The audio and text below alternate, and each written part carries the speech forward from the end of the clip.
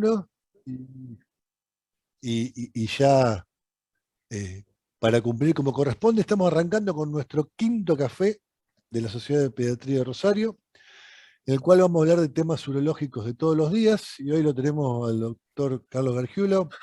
Carlos es un amigo de hace muchos años, y bueno, el jefe de servicio de urología infantil del Hospital de Niño Jesús en Tucumán. Y bueno, como todo tucumano le gusta hablar mucho, lo cual es bueno. Eh, y siempre ha sido muy claro en todas sus cosas. Y bueno, lo que le he pedido es que sigamos con la misma modalidad, una pequeña presentación del tema y que después vayamos a ver lo que hacemos todos los días. Si bien cuando yo lo hablé le dije, te voy a hacer hablar de fimosis, adherencia y escroto agudo, y a un tipo importante como Carlos, pedirle que hable de eso parecía como casi faltar el respeto, pero lo que, si uno se pone a pensar, esto está dedicado más que todo para el consultorio pediátrico. Entonces, si tenemos que hablar del consultorio pediátrico, adherencia, fimosis y escroto agudo lo vemos todos los días. Entonces me pareció importante poder repasar conceptos con alguien que maneja muy bien el tema. Así que bueno, Carlos, te agradezco mucho tu participación y tu predisposición siempre a colaborar con la gente acá de Rosario. Bueno, muchas gracias, José Luis. Muchas gracias a la Sociedad de Pediatría de Rosario, especialmente al grupo de urología pediátrica, que tengo entendido que formás vos parte, José Luis, el doctor Contardi también, otro amigo de años, el doctor Damiani, Marani y Nabil, son los que forman el grupo de Exactamente. urología De pediátrica, ¿no? urología pediátrica, exactamente. Tengo entendido que es así. Bueno, muchas gracias por la invitación. Bueno, un poco como decías vos, cuando me invitaste a dar esta charla, este, eh, uno empieza a revisar las cosas. ¿Ya puedo compartir en pantalla? Sí, sí, sí, ya podés, Carlos. A ver si yo lo tengo claro esto. Sí, porque te puse como hospedador, así que no vas a tener problema. Teóricamente acá. Pantalla. Ahí Acá es. estás. Sí, sí. Yo lo estoy viendo. ¿Se la ve ahí? Sí, sí, perfecto. Bueno, básicamente el tema cuando quisimos pensar en que estos temas, dos grandes temas, que tratar de resumirlos en 15 minutos, pero básicamente tratar de darles un resumen de lo que yo pienso, de lo que uno piensa o que nuestro servicio piensa al respecto. Por ahí, más que dar un pantallazo completo de todas las actualizaciones, más lo que uno piensa, como vos bien me pedías, una charla más informal si se quiere. Entonces, básicamente, espera que no puedo pasar, ahí está. Básicamente charla que nos toca hoy es, en primer lugar, es adherencias y fimosis, y en realidad yo quiero plantearlo desde un punto de vista pediátrico, que el problema es el pito. El pito es el problema con el cual muchas veces los padres llegan a la consulta y es como no está claro qué es lo que en realidad busca el padre, pero el chico tiene un problema en el pito. Básicamente creo que hay muchas definiciones, pero quiero empezar diciendo que la definición de fimosis está referida a la ausencia de retracción del prepucio. Así de sencillo, simplemente para entender de qué se trata. Y si de esto hablamos, necesitamos primero conocer qué es la retracción del prepucio, qué es la distensibilidad del prepucio. Para eso se hicieron o se desarrollaron varias clasificaciones, y de las cuales la que más me parece interesante, la que más se usa es una de Kayaba, un japonés, que hizo una descripción de 5 grupos o 5 tipos de formas de retracción del prepucio, desde el prepucio que no se retrae completamente hasta aquel en el cual aparece el surco balano prepucial completo, pasando por todas las etapas de retracción. Ahora, la diferencia fundamental de esto es si esto es fisiológico o patológico. Desde ese punto de vista es donde empezamos a analizar de qué estamos hablando. Cuando uno asume la anatomía que tiene el pene en su parte distal, en lo que corresponde al glande y al prepucio, analizamos que embriológicamente hay una adherencia desde el principio, en las primeras etapas de la vida, una adherencia entre la superficie mucocutánea del prepucio y el glande, que en el 90 y el 96% de los pacientes al nacimiento no logran retraerlos. Entonces estaríamos en las primeras partes, si vemos en la clasificación, de lo que hablamos de la distensibilidad o retracción del prepucio. Pero rápidamente en la historia natural de este prepucio, el 10% a los 3 años ya puede retraer completamente el prepucio y a los 10 años el 1% solamente no puede retraer el prepucio.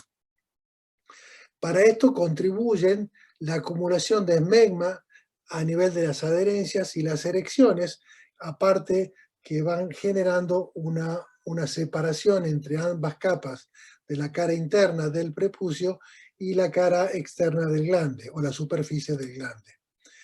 El problema comienza cuando tenemos que hablar del examen físico de nuestros pacientes. Cuando empezamos, sobre todo si la experiencia de nuestros niños ha sido traumática en exámenes físicos anteriores.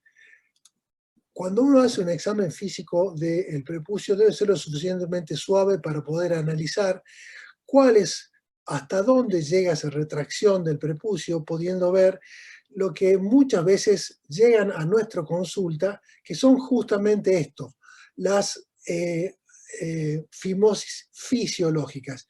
Y llamamos fimosis fisiológicas a cuando hay una imposibilidad de retracción, como en el caso de los 3 tipos que ustedes están viendo en este momento.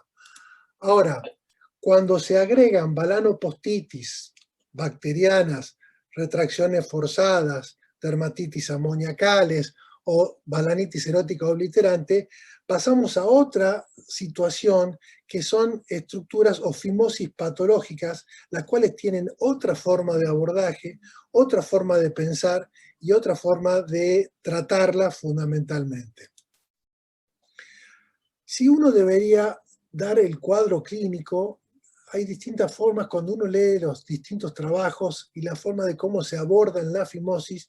A mí me gustaba esta de decir que la fimosis debemos enfocarlas desde una duda neonatal, una consulta familiar, como dije inicialmente, el problema es el pito, las infecciones o las inflamaciones del prepucio, las balanopostitis a repetición, y los quistes blanquecinos, que son otra forma de consulta que pueden tener las familias. Ahora, ¿qué es lo que pasa? Hay evidencias al respecto, como los archivos argentinos de pediatría, donde habla de qué es lo que hay que hacer con las adherencias y con la fimosis. Fundamentalmente, las adherencias prepuciales asintomáticas no deben ser manipuladas. Esto ya desde 2001 que se viene hablando del tema.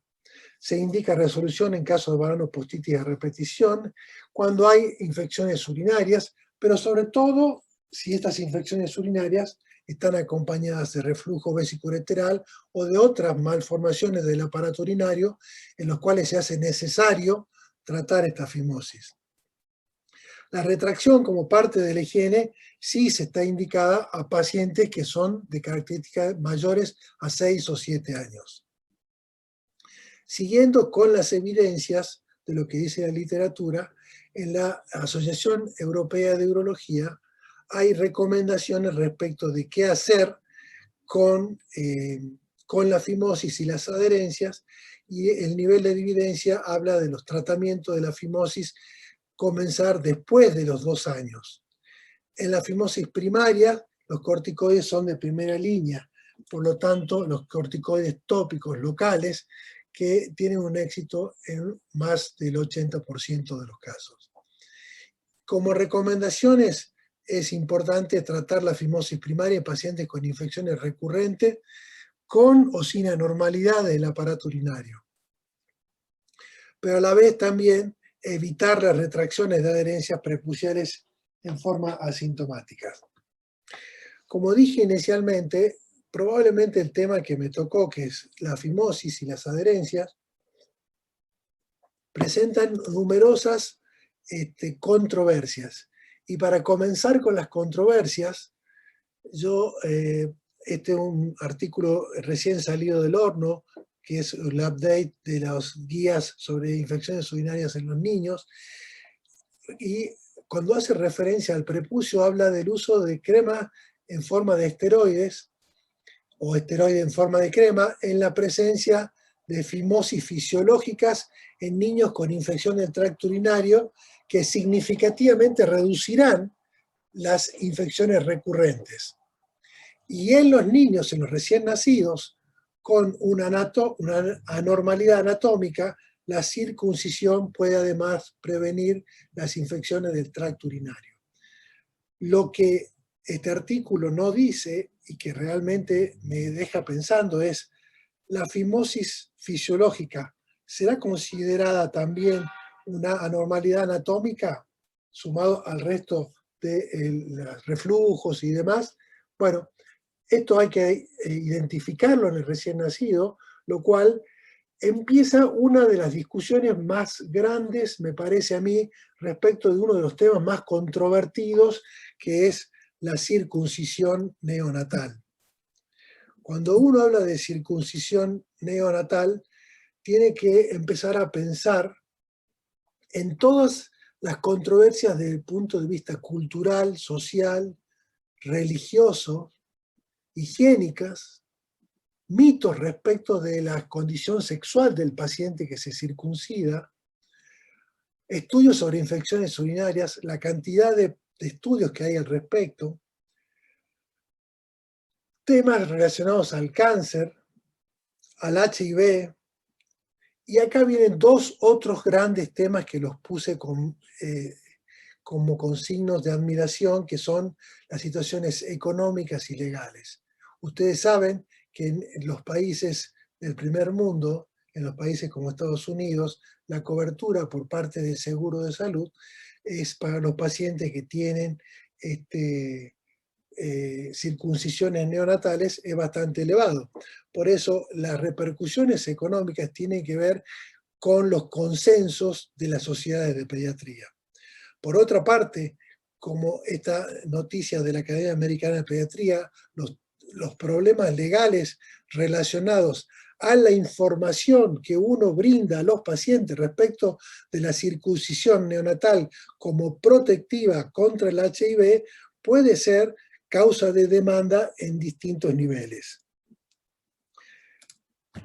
Como de este tema, más que nada, de lo que quería charlar era de las controversias respecto de la fimosis.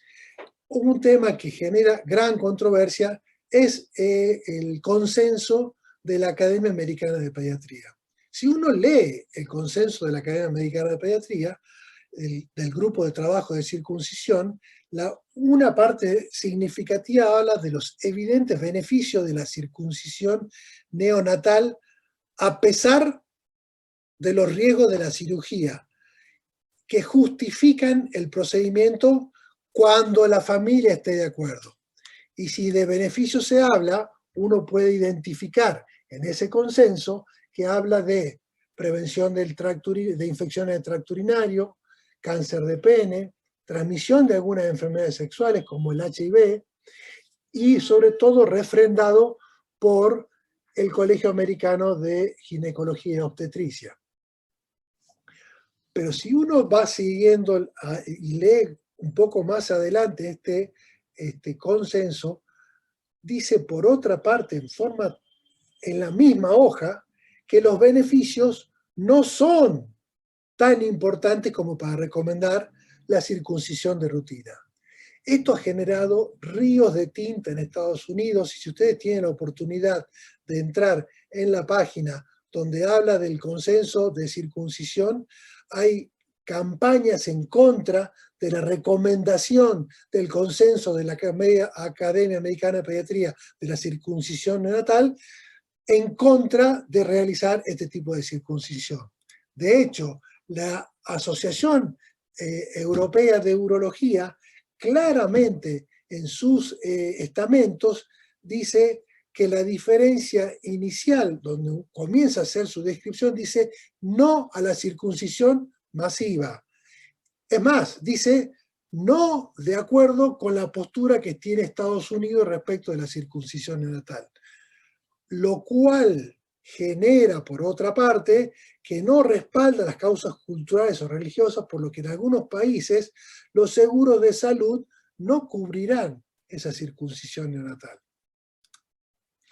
Bien, pasando a otra cosa, quería más que nada decirles que no tratar las fimosis patológicas puede llevar a serios dolores de cabeza, como son las parafimosis, lo cual puede dar graves problemas. La parafimosis que puede manejarse perfectamente en el consultorio, colocando algún tipo de silocaína local, tratando de reducir el edema, una reducción manual colocando hielo, y esto perfectamente se puede realizar como primera medida en el consultorio para retraer el prepucio y volver a una situación normal. Lógicamente, este paciente requerirá en forma posterior una circuncisión para dejar en condiciones el prepucio.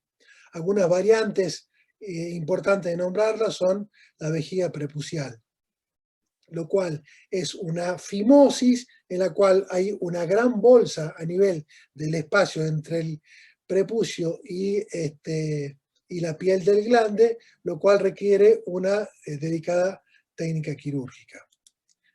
Entiendo que el auditorio nuestro básicamente es de pediatría, pero no quería dejar de nombrar que quirúrgicamente básicamente hay dos opciones quirúrgicas, que una es la circuncisión, la cual prefiero desde todo punto de vista antes que la técnica de hacer una incisión como la que está aquí abajo, que es una incisión de Duhamel, donde lo que hace es tender a abrir aún mayormente el anillo fimótico y facilitar la retracción del prepucio, tratando de evitar la fimosis. Eso es básicamente en cuanto a cirugías que quisiera mostrarles. Pero como concepto final, en definitiva, la conducta conservatoria es mandatoria en los pacientes en los cuales hablamos de fimosis. Yo con esto, sin duda que hay un montón de temas para discutir, hay un montón de temas para charlar, pero yo quería más que nada encararlo desde este punto de vista a lo que de fimosis y adherencias se trata. No sé si querés que haga alguna alto aquí, José, o paso al segundo tema. Perdón, estaba silenciado.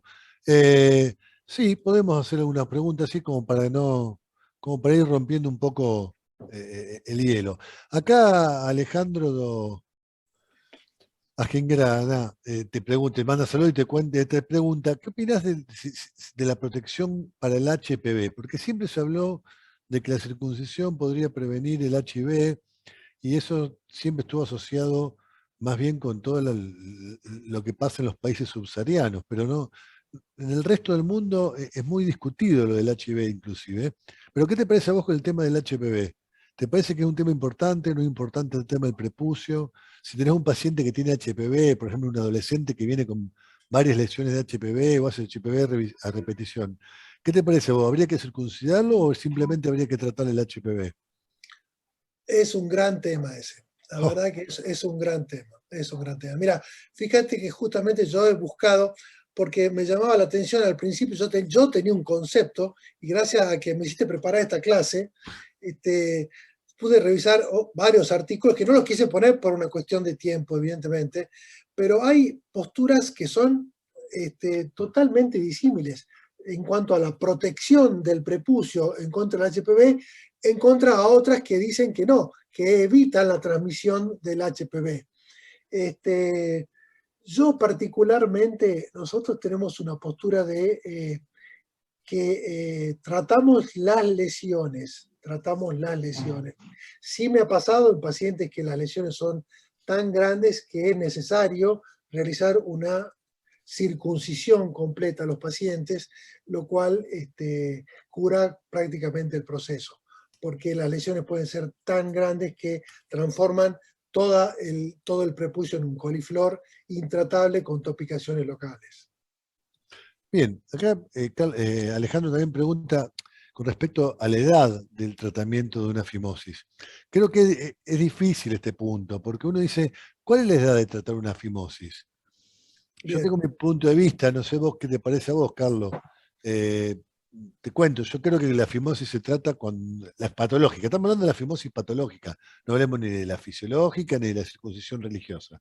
O sea, cuando uno trata una fimosis, en mi punto de vista, creo que es al momento del diagnóstico. Cuando vos tenés una fimosis, que realmente, por ejemplo, una fimosis cicatrizal, no tiene sentido seguir esperando, pero no sé a vos qué te parece, o qué has leído, qué te parece, o qué haces Bueno, vos todos los días, va. eh, es un tema que lo que uno lee por ahí no siempre está de acuerdo con lo que uno piensa. Y tengo varias anécdotas de pacientes que eh, vienen a la consulta por el problema del pito. Y como dije ahí, desde el punto de vista clínico, creo que hay varias formas de enfocarla la fimosis. Porque hay familias que vienen a preguntarte, con mi niño recién nacido, No. ¿lo circuncido o no lo circuncido? Es el primer punto en el cual, por eso puse esas cuatro situaciones. Entonces, una es desde el punto de vista neonatal. Hay que estar asesorado para saber qué tipo de, valga la redundancia, asesoramiento uno debe hacer a la familia sobre si circuncidar o no circuncidar al paciente. Esa es la primera etapa. Claro, ahora, también la pregunta, Carlos, sería ¿vos has visto mucha fimosis patológica neonatal? No, desde ya, nunca. A ver, y cultural y socialmente, nosotros no indicamos la circuncisión, pero sí he tenido consultas de familias que no tienen, por una causa ritual, la necesidad de realizar la circuncisión.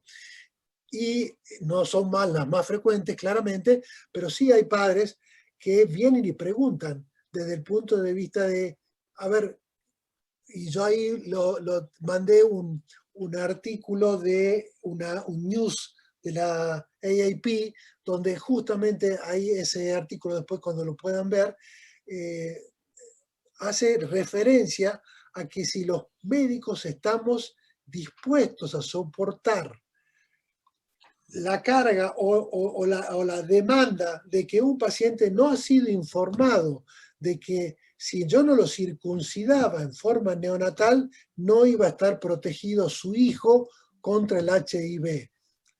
Entonces, hay situaciones que por ahí, si la pregunta es cuándo tratarlo, bueno, tendríamos que abrir varios paréntesis. Por eso, creo que ese es uno, el neonatal. El otro es la cuestión familiar. Hay cuestiones familiares que muchas veces la gente, uno le da todos los tópicos acerca de cómo es el manejo del prepucio, hacer una retracción gentil, suave, con higiene, hasta donde llegue, solamente con agua y jabón, sin producir grietas. Y tengo un número importante de gente que dice, doctor, estoy podrido de hacer esto, quiero que lo opere y lo circuncide. Entonces, eso también, desde el punto de vista familiar, corresponde a una indicación de la familia, porque es otra forma en la cual probablemente esa familia que viene pidiendo eso no va a hacer las indicaciones de lo que uno solicita. Por otra parte, como bien decías vos, José Luis, las fimosis patológicas, lógicamente que tiene una indicación por las complicaciones que pueden tener, balanopostitis, parafimosis. Bueno, a partir de los 4 o 5 años sería la edad ideal de realizar el tratamiento cuando uno encuentra una fimosis patológica. Pero vuelvo a decir, creo que las controversias que presenta la fimosis son variadas y tienen que ver con una serie de situaciones que hay que plantearlas todas sobre la mesa en el momento de tomar la decisión. Bien, preguntas, acuérdense que las hacemos por el chat, así que vamos haciendo. No sé si alguno quiere hacer alguna pregunta, si no yo sigo preguntando. Carlos, Flaco, sí, flaco, no sé quién perdón. dijo flaco. Ah, yo, Jorge. Escúchame, hay una pregunta acá en el chat, la doctora Milena Moroni. Pregunta, Carlos, ¿desde qué edad recomendarías vos la utilización de cremas locales? Bueno, eh, otro tema que ahí lo presenté también, como en la última actualización de los guidelines de la del Journal of Pediatrics de la Asociación de Urología Europea, donde fundamentalmente no hay una edad también, tiene que ver con lo mismo. El paciente que presenta infecciones urinarias es necesario realizar el tratamiento en forma temprana con corticoides porque eso reduce en forma significativa la recurrencia de las infecciones urinarias. En general, si vos me preguntás en un paciente que no tiene infecciones urinarias, en las cuales tiene su fimosis fisiológica, que llega a la consulta con un neonato y no retrae el prepucio, jamás indico corticoides en forma local. En general, a medida que va pasando el tiempo y durante el primer año, en la medida que puedo, trato de ser conservador con el tratamiento, pero forma parte más de una demanda de la familia que una indicación plena en la indicación de los tratamientos con corticoides. Y otra cosa también es los tratamientos con corticoides que no deberían exceder mucho más allá de las 4 o 6 semanas por las probables atrofias de piel que pueden llegar a provocar localmente el corticoide. ¿Qué usas de corticoide? ¿Qué corticoide te gusta vos, Carlos? Mira, el que más mometasona, betametasona. resultado me ha dado a mí ha sido la mometasona. La verdad que he usado betametasona, no me ha dado tan buenos resultados y últimamente utilizo todo mometasona para todos los pacientes. Bien, bien. Si bien lo que vos, me pareció interesante lo que vos decís, porque uno dice, ¿cuánto tiempo lo puedo usar? ¿3, 4 meses, 2 meses? Sí, no pasa nada. Hay que pensar en algo que es importante, que es lo que dijiste vos, que es la atrofia.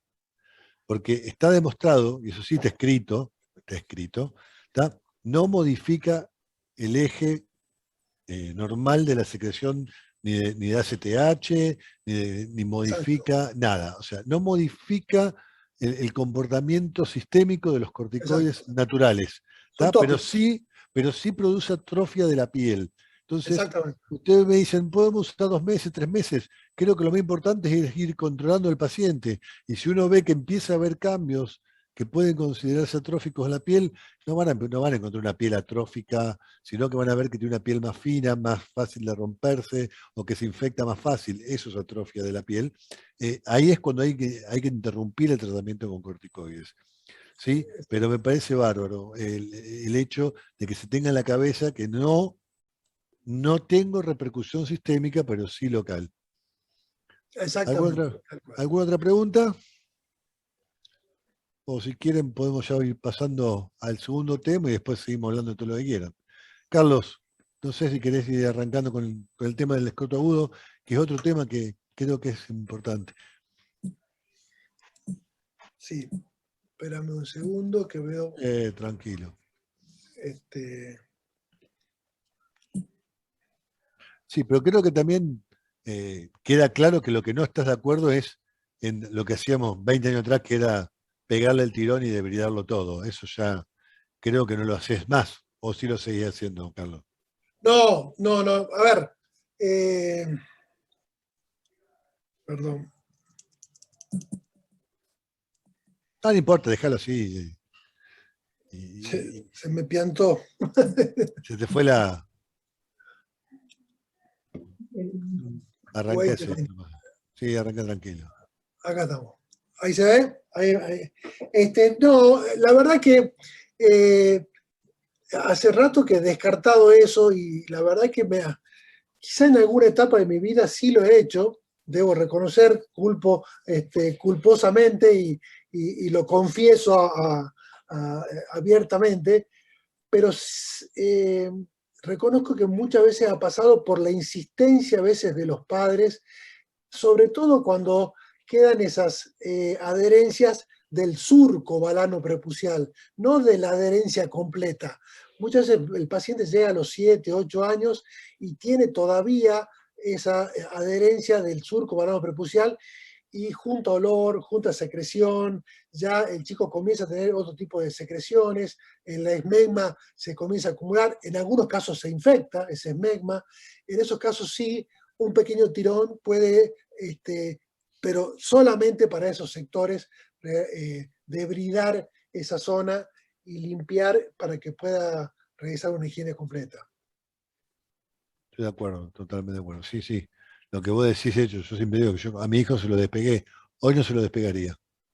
Así es. Porque viste que se ve en fimosis post-hibridación. Y eso también, no sé si lo dijiste en algún momento, creo que también hay que marcar esto, que muchas veces cuando uno le despega el cuerito, como dicen los pacientes, se termina produciendo una lesión y esa lesión termina provocando una fimosis cicatrizal. Y ahí Así sí es. es quirúrgico y no tenés otra. Pero bueno, son cosas que hacíamos antes y creo que es... ¿Qué pasó? Alguien tocó algo que no sé qué es. ¿Quién es el que está con...? ¿Hola? Bueno, les decía... No, Ahí lo corrijo, un segundo. sí, ya está. Ahora se escucha bien, ¿no? Sí. Ahí se escucha bien. Le decía, Carlos, nosotros eso antes lo hacíamos de rutina y la verdad que lo hemos dejado de ver, lo hemos dejado de hacer porque justamente vimos eso. Pero bueno, creo que también es una forma importante que uno reconozca los errores y los vayamos modificando. Bueno, te dejo hablar de escroto agudo, no hablemos más. Bueno, perfecto. Bueno, la otra charla que me encargaste fue la de escroto agudo. También hay distintas definiciones, pero el escroto agudo está definido básicamente porque hay un enrojecimiento, inflamación y dolor escrotal en forma de un ataque repentino. Eso de repentino puede tener distintas variedades, pero en las situaciones que es en forma repentina. Es siempre una urgencia médica y esto es importante tener en cuenta porque dentro de esa urgencia médica es primordial que dentro del escroto agudo hay que descartar la torsión de testículo, lo cual corresponde prácticamente entre un 25 y un 50% de los casos de escroto agudo. Sí, siempre pensando que el parénquima testicular tolera muy poco la isquemia. Parecería ser, de acuerdo a la mayoría de los trabajos, que hay un punto de no retorno alrededor de las 5 o 6 horas, donde la necrosis de las zonas del parénquima testicular son importantes y la pérdida del órgano en algunos casos llega hasta un 32 o un 41%, de acuerdo a distintos centros donde se toman estas estadísticas. Cuando uno habla de los errores diagnósticos, tiene que ver con los diagnósticos diferenciales. Y esos diagnósticos diferenciales pueden ser la torsión de apéndices intraescrotales, epididimitis, orquitis, hernias inguinales atacadas, traumas escrotales, edemas escrotales idiopáticos, procesos abdominales infecciosos, tumores, púrpura. Hay distintas clases. Pero si uno se localiza en que entre la torsión del testículo, la torsión de los apéndices intraescrotales y las epididimitis y orquitis ocupan más del 90-95% de la estadística de generadores de escroto agudo. Es decir, que en primer lugar son los que debemos apuntar para tratar de hacer el diagnóstico diferencial. Cuando hacemos la evaluación de los pacientes en respecto de cómo evaluar un escroto agudo, debemos pensar que hay distintas edades de presentación. Una es la edad neonatal y otra la peripuberal. Dos picos en los cuales podemos encontrar fundamentalmente la torsión de testículo. Es importante si tiene antecedentes de algún tipo de cirugías, como algunas comorbilidades, y síntomas generales como náusea y vómito, fiebres, que pueden también orientarnos hacia la epididimitis, hacia la orquitis. Los traumas a nivel escrotal pueden generar un escroto agudo, petequias, características generales, de enfermedades generales, y las características del dolor. La característica del dolor es importante, es diferenciadora y muchas veces nos puede llevar rápidamente a pensar si el dolor fue antes de la inflamación, dónde fue el dolor, cómo comenzó, apareció en forma rápida, desapareció y apareció, y si por otra parte puede acompañarse de algún tipo de síntomas que nos orientarán a pensar que puede estar acompañado de una infección urinaria, como disuria, polaquiurias, etc. En el examen físico será importante evaluar claramente cómo es la posición que tiene el testículo, qué orientación tiene, si está en forma normal, si está transversal, si está vertical, qué tamaño tiene el testículo, si está chiquito, si está grande, si está muy grande. Si tiene un reflejo cremastérico, el reflejo cremastérico es aquel que por la atracción del cremáster se produce la elevación del testículo, y en algunos niños es claramente observable y en otros no es tan fácil evidenciar el reflejo cremastérico. En la zona del testículo habrá distintas zonas de máxima tensión. No será lo mismo un testículo que tiene una tensión completamente tenso a un punto específico a nivel de un polo del testículo, a nivel de la cola del epidimo. Eso puede dar distintas orientaciones hacia el diagnóstico. Y el color del escroto también hará pensar sobre distintas patologías, si está rojo, si tiene un punto azul, como el signo de la mancha azul, y nunca dejar de hacer una evaluación inguinal y abdominal para poder determinar si hay algún otro tipo de compromiso en otras regiones. La maniobra de Prehn, que hoy está muy discutida, es una maniobra que se puede utilizar en el consultorio en los casos en los que el paciente lo permite, porque el paciente con un cuadro de escroto agudo muchas veces ni siquiera permite tocarle el testículo, es elevarlo en posición de pie al testículo, lo cual disminuye el síntoma doloroso, haciendo pensar que podría ser un cuadro inflamatorio agudo.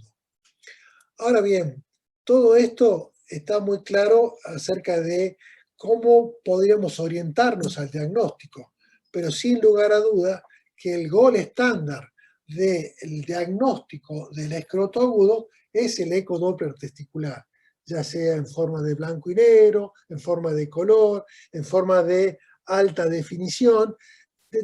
Hay muchas formas, pero siempre hay que pensar que hacer un ecodoppler testicular puede llevar tiempo.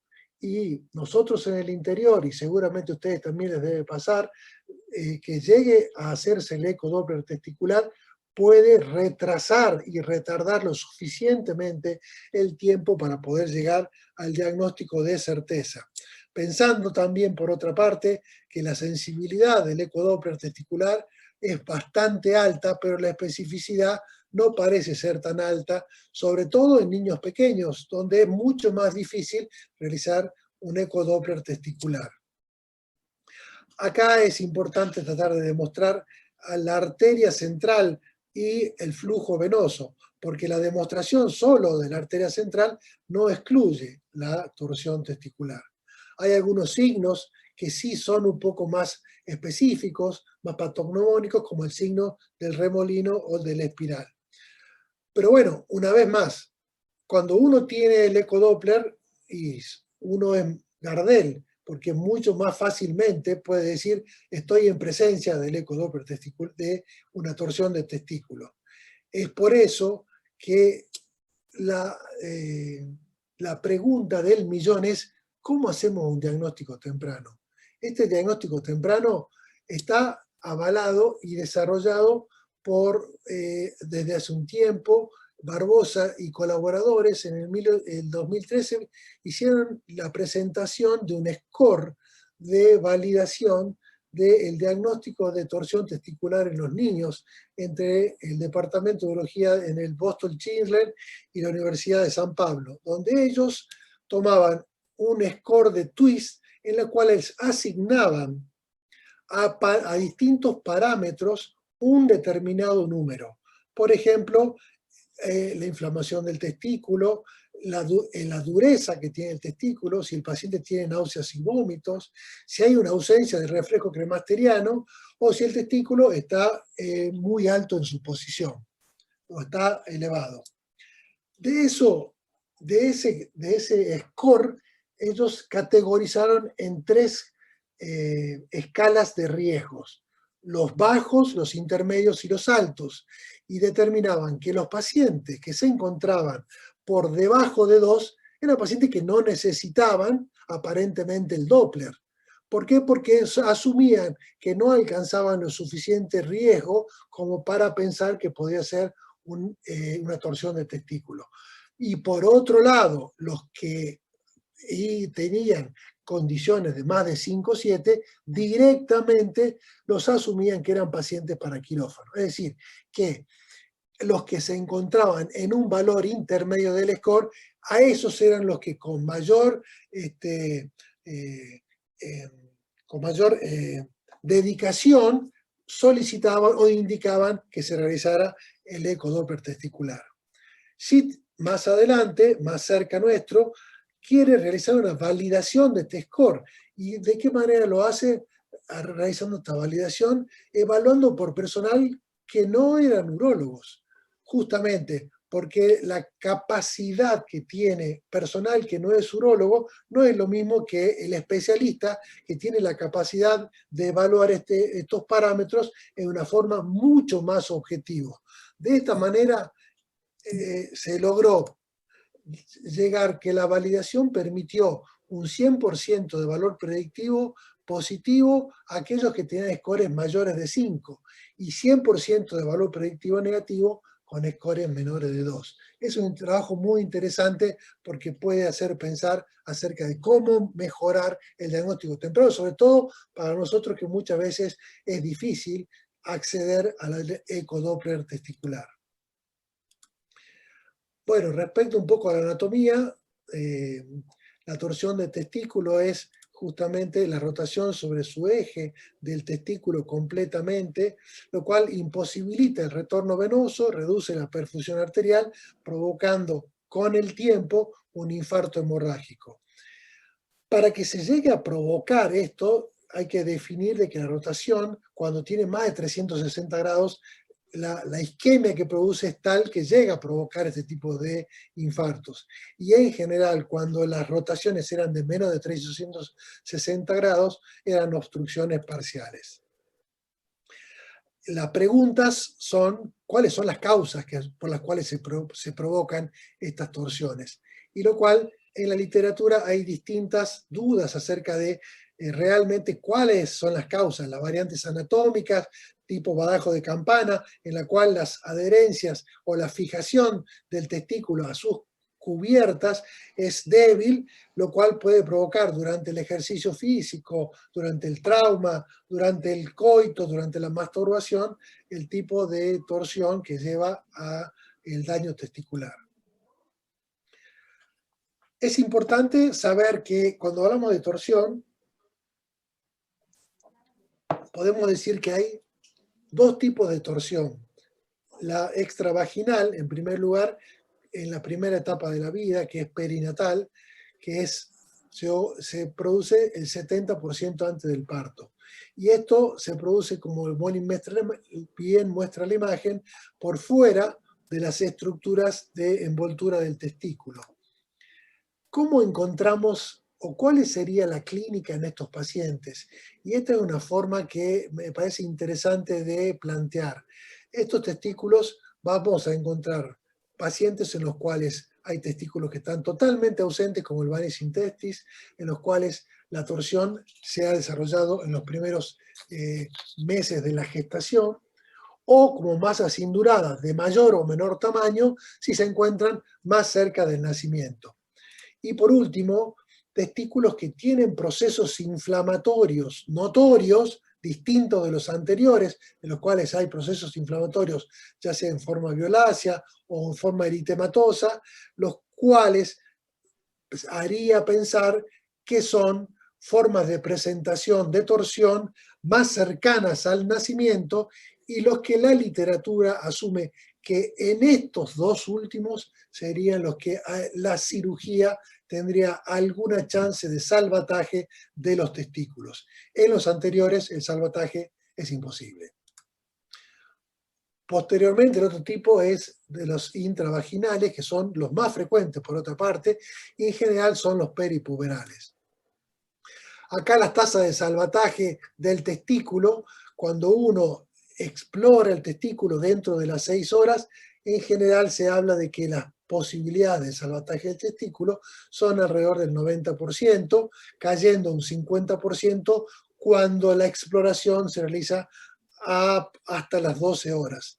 Y solamente por debajo del 10% si lamentablemente uno llega después de las 24 horas de comenzado del ataque agudo.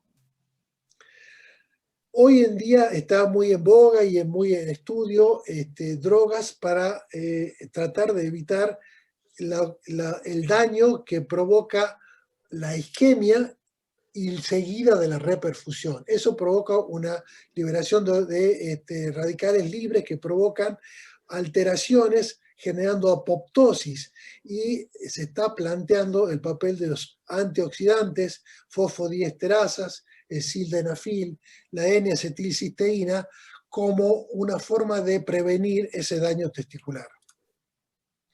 Otro tema que siempre forma parte del mito es la autoinmunización, que provoca el daño de la torsión testicular y las alteraciones inmunológicas que produce, lo cual no está muy claro. Sí parecería ser que hay cuadros de subfertilidad en los pacientes con respecto a los controles, en los pacientes que han tenido torsiones de testículos. Lo que sí está claro es que los niveles hormonales de FSH, LH y testosterona se elevan en los casos de post-torsión. Por último, las consecuencias legales, cuando uno puede ver que entre los pacientes entre 12 y 17 años, los litigios relacionados a orquiectomías o accidentes por torsión ocupan el tercer lugar en los litigios respecto de esta patología. Rápidamente, las consideraciones quirúrgicas. Hay que saber de que puede haber un enfoque escrotal o inguinal, de acuerdo a si la patología se ocurre en adolescentes o en neonatos respectivamente, para ver qué tipo de exploración vamos a realizarle. Solo realizar orquiectomías en los casos en que claramente haya una necrosis del testículo, y dentro de esto hay distintas variaciones quirúrgicas que no vienen al caso, creo que no corresponden para esta charla, pero sí hay distintas opciones para realizar en los casos dudosos en los cuales no podamos estar muy en claro cuando hay una necrosis del testículo. Si uno decide dejarlo, es importante hacerle un control con ecodoppler para ver si hay una buena reperfusión y si hay una buena vitalidad testicular posterior. La orquidopexia contralateral siempre es obligatoria en todos los casos por el riesgo de torsión contralateral. Respecto de algunas consideraciones especiales que me gustaría nombrar, son las torsiones intermitentes. Es una entidad que durante mucho tiempo no se la consideró como tal, pero hoy en día sí se le da mucha importancia, que son pacientes que tienen dolores agudos en forma repentina y que con algún tipo de maniobra o en forma espontánea desaparece el dolor en forma súbita. Esos pacientes claramente pues, poseen torsiones intermitentes y tienen indicación de realizar pexias para evitar este tipo de dolores. Otra situación que se puede dar fácilmente en el consultorio o en las guardias es el tema de la detorsión manual, y donde ya la decisión de intentar la detorsión manual está indicada en todos los pacientes, los cuales provoca un alivio inmediato, con un nivel de evidencia 3 según la Asociación Europea de Urología. Por supuesto que estos pacientes requerirán una pexia bilateral en forma diferida. ¿Cómo hacer esta detorsión? Tal cual como uno abre un libro. De esta forma, si uno tiene el paciente en esta posición como está en la foto, la detorsión debe hacerse de adentro hacia afuera y de abajo hacia arriba, como uno abriera un libro. y dan muy buenos resultados. Me ha pasado en varios casos de tener excelentes resultados y es inmediato el alivio del paciente.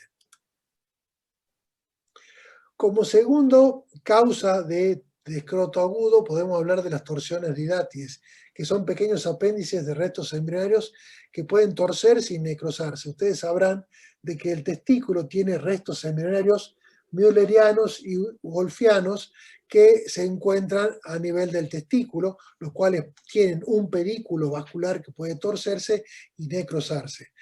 Esto puede dar diagnósticos diferenciales o causar dudas, pero en general la sintomatología es mucho menor que la torsión de testículo.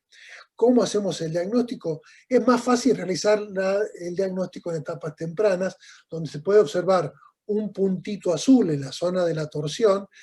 A través de la piel uno puede identificar la zona de la zona necrótica de ese apéndice torcido. La eco generalmente hace el diagnóstico y el tratamiento siempre será sintomático. En algunos casos necesitará cirugía, en los casos dudosos, en los casos en los que el paciente puede permanecer con dolor a pesar del tratamiento analgésico, uno puede llegar a indicar o a necesitar la cirugía. El otro diagnóstico diferencial son las epididimitis y la orquitis, que pueden ser virales o bacterianas, las cuales un proceso que generalmente comienza como un proceso inflamatorio a nivel del testículo y lentamente se va trasladando al testículo, llegando a formar parte todo de una sola estructura indiferenciable, el epididimo del testículo. El comienzo es mucho más lento en la forma del dolor que en la forma como comenzó la torsión, lo cual puede orientar a que pueda ser una orquiepididimitis. Cuando uno examina al paciente, ve que el reflejo cremastiano está preservado todavía, ¿no? Como el caso de la torsión, en lo cual está fijo y no se mueve. Y los síntomas concomitantes nos podrán orientar a que puede haber concomitantemente una infección urinaria. El testículo generalmente está aumentado de tamaño y es muy difícil de tocarlo, es muy difícil que el paciente permita el examen físico y en la ecografía siempre vamos a encontrar un aumento del epididimo, del testículo, un engrosamiento de la albuginia, un hidrocele que acompaña.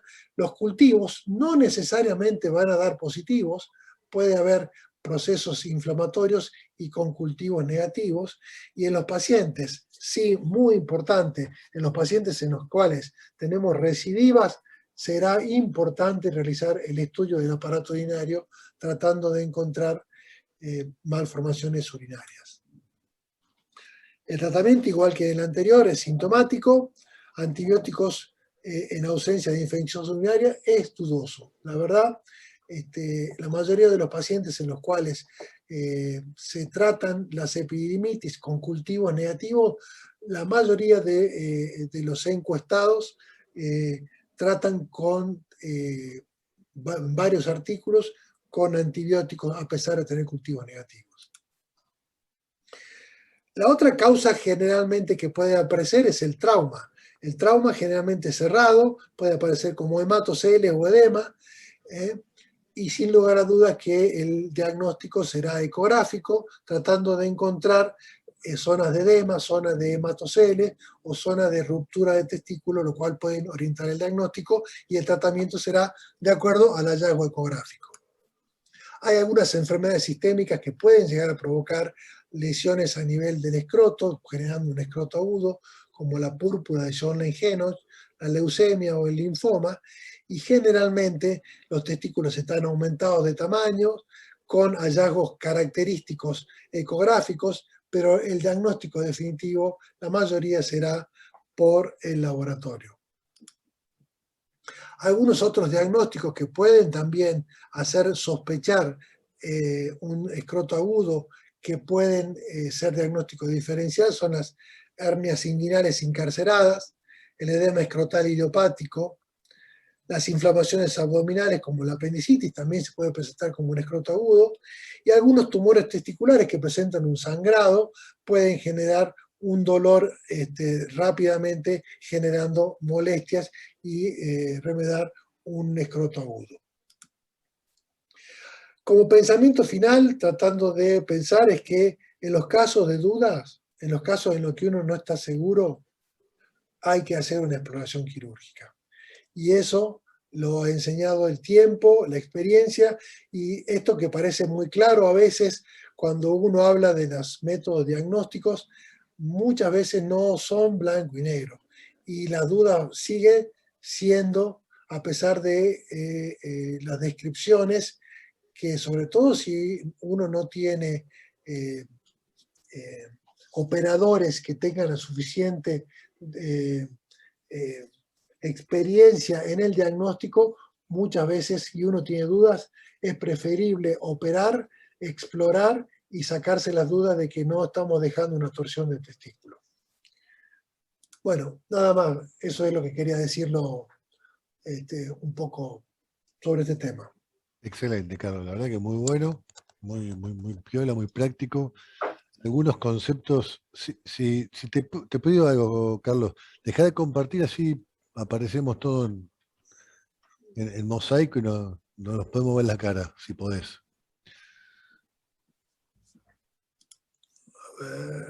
Ahí estoy. Ahí estamos, me encantó. Te decía, cosas que me parece que son importantes y yo te voy preguntando y vos me vas diciendo. Viene un chico a la guardia, mismo chico, ¿sí? 4 años. Un dolor testicular que comenzó hace 4 horas, que lo despertó y el chico está vomitando, ¿sí? Y yo lo reviso y tengo un testículo que está alto. Generalmente no voy a ver inflamación, porque todo el mundo quiere ver inflamación. Inflamación con 4 horas no vas a ver, Carlos. ¿Tá? ¿Qué te parece que es más importante? ¿Hacer un ecodoppler que a lo mejor tarda 3-4 horas o llamar al urólogo para que lo opere? 4 horas de evolución. Bien, claramente lo que charlábamos, nosotros vivimos realidades que por ahí no las vive cualquier otro centro de los que uno está acostumbrado a leer en la bibliografía. Sin lugar a dudas, ese paciente en mi guardia, en mi hospital, termina en el quirófano explorando el testículo sin otro. Por ahí probablemente sí le tomo una muestra de orina justamente para que la tenga seguramente el resultado en forma posterior y pueda hacerle algún tratamiento antibiótico. Pero, o sea, ahora, es distinto si el paciente lleva 2 días de evolución o 3 días de evolución, donde vamos a encontrar una flogosis mucho más importante. En ese caso sí te puedo ayudar porque a lo mejor tenés una torsión didátide evolucionada y a lo mejor no necesitas una cirugía. Pero me parece que el paciente agudo es importante, si no esperar una ecografía, porque a veces pasa que llevan 4 horas y esperan otras 4 horas para hacer el ecodoppler y después te llaman. Y vos decís, ¿por qué no me llamaron 4 horas atrás que a lo mejor podríamos tener una mejor evolución? O sea, que el paciente, yo creo que hay cosas que tienen que grabarse uno en la cabeza. Paciente que tiene pocas horas de evolución, no van a ver flogosis, no van a ver enrojecimiento, no van a ver nada más que un testículo ascendido y terriblemente doloroso. Y si no tienen el ecodoppler en el momento, no esperen tiempo para hacer el ecodoppler y después llamar, sino que resolver el tema llamando al urólogo. Otra cosa que creo que es importante es que muchas veces lo que pasa en un adolescente, Carlos, que a usted también seguramente vos lo has visto, que son pacientes que se vienen y dicen, me duele la panza. Y lo digo de propósito, lo de la panza, porque es lo que dice el chico. El chico dice, me duele la panza. Sí, pero en realidad, más que un dolor abdominal, lo que tiene ese chico es una torsión y no se anima a decirle ni a los padres ni al médico que le duele un testículo. No sé si usted también lo ve eso, Carlos. Claramente, y cuando uno lee una de las causas por las cuales se provoca la torsión de testículos, tiene que ver con la masturbación. Y esto generalmente es un motivo más por el cual el chico generalmente oculta a veces el dolor y el lugar donde se provoca los dolores. Claramente el adolescente, el examen físico debe ser de todo el cuerpo. Y es el adolescente el que más difícil muchas veces es realizar un examen físico con la ropa haciéndolo bajar pantalón y calzoncillo. Y la evaluación de los genitales es sumamente importante. Bien. Repito que si quiere alguno que hace pregunta, puede ir haciéndolo por el chat. ¿Horacio? Carlos, Sí, me Horacio. parece que tu charla fue excelente. No dejaste muchos lugares en blanco para hacer muchas preguntas. Habla de una excelencia de tu charla. Muchas gracias, Porque Horacio. justamente los diagnósticos diferenciales y la capacidad del profesional, del pediatra o del médico de guardia que tenga en hacer esos diagnósticos diferenciales que vos bien planteaste, hace a que llame al urólogo frente a la mínima duda de un dolor testicular de reciente comienzo.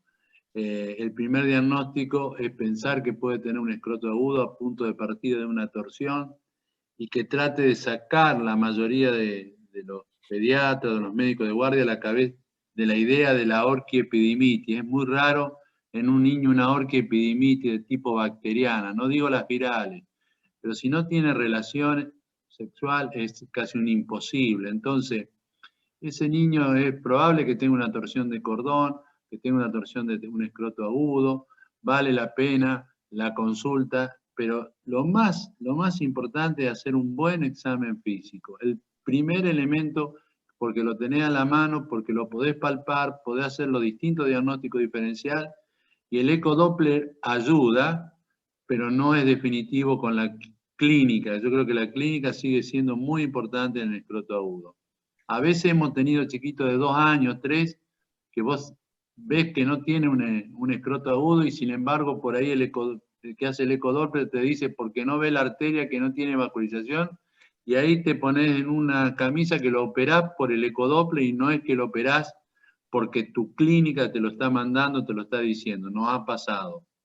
Por lo tanto, quiero dejarle dicho así un poco a los pediatras en general que el examen físico es lo fundamental frente a un escroto agudo.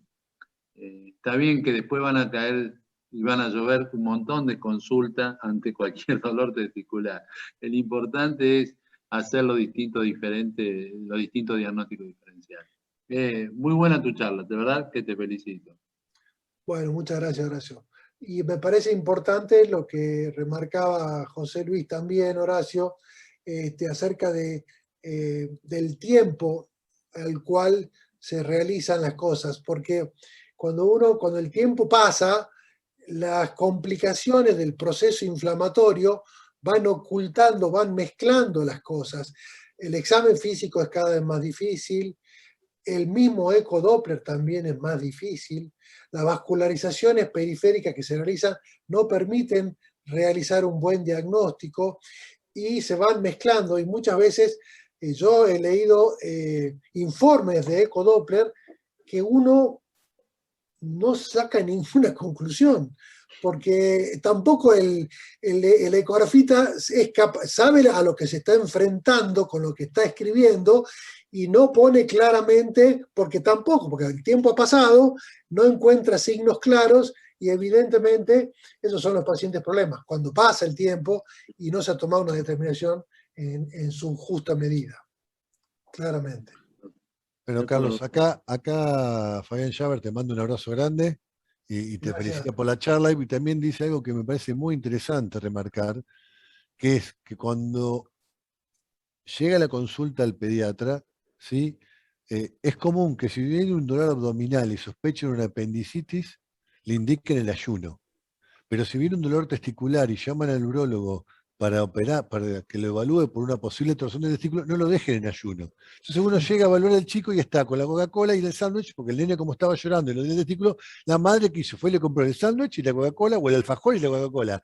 Y el chico está así, y vos decís, pero yo tengo que matar a alguien, porque ¿cómo lo meto en quirófano este chico ahora ya inmediatamente? Entonces, creo que es un punto muy importante el que dice Tal Fabián, cual. es que hay que acordarse que es tan quirúrgico como la apendicitis. O sea, de la apendicitis sí se acuerdan del ayuno, pero no del escroto agudo. Entonces, nadie se va a morir de hambre por estar un rato sin comer y sin tomar nada, y es importante para poder darle seguridad si hay que explorarlo quirúrgicamente.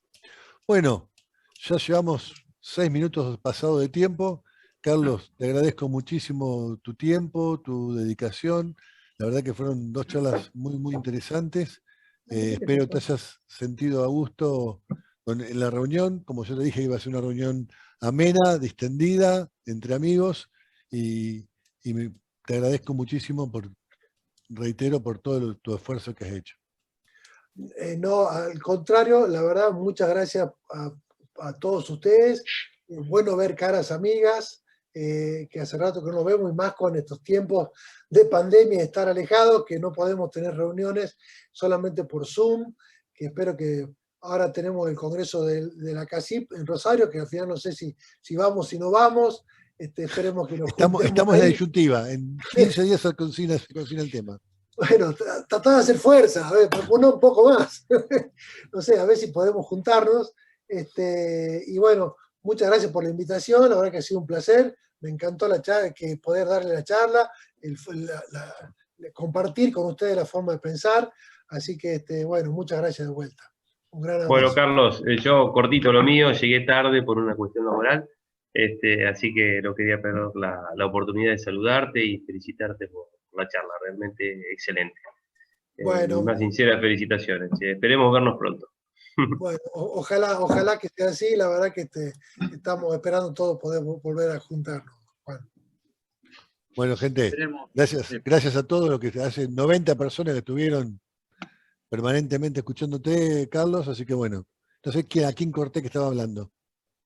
Horacio. Horacio, habla, porque yo te corté. No. Felicitaciones y ya nos vamos a encontrar. Esperemos que muy pronto. Esperemos. Un fuerte abrazo para todos. Chao, gente, nos vemos. Gracias, muchas gracias. Chau. No, por favor. Chao, hasta luego.